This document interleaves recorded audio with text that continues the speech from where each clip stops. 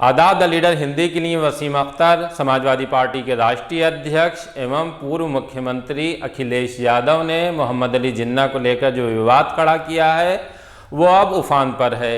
इससे सियासत गर्मा रही है। जिस तरह से भारतीय जनता पार्टी के नेताओं ने इसमें जवाब दिया है और अब आकर इस मामले में गृह मंत्री अमित शाह भी कूद आए हैं। उन्होंने जो जुमला कहा है वो काफ़ी चर्चा का विषय बन गया है यूपी में और उनके वार पर पलटवार हो रहे हैं। अमित शाह ने जैम नाम दिया है। जैम का मतलब उन्होंने ये बताया समाजवादी पार्टी के लिए कि जिन्ना, आजम और मुख्तार को पूछा कि भाई ये कौन सा जैम लाए, जरा जांच करो तो। उसने कहा आपको मालूम नहीं है। मैंने बोला नहीं, मुझे नहीं मालूम है।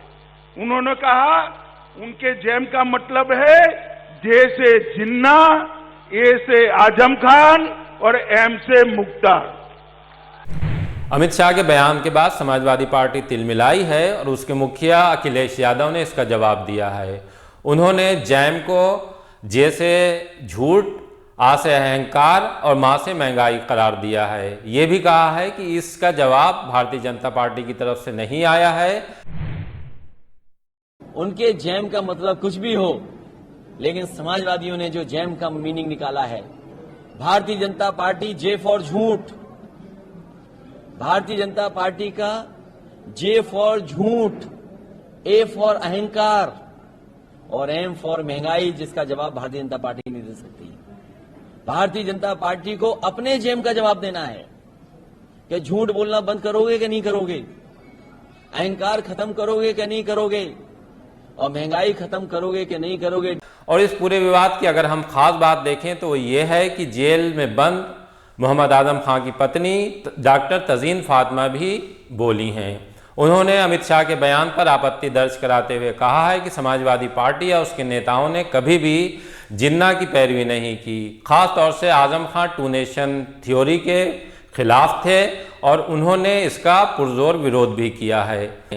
उन्होंने वो भी याद दिलाया है कि जब लाल कृष्ण आडवाणी पाकिस्तान जाकर जिन्ना की कब्र पर माथा टेक कर आए थे, उन्होंने कहा है कि भारतीय जनता पार्टी को ये याद रखना चाहिए।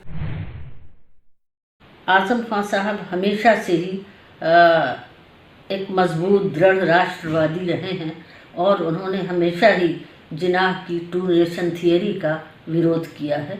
कभी भी उन्होंने पाकिस्तान का समर्थन नहीं किया।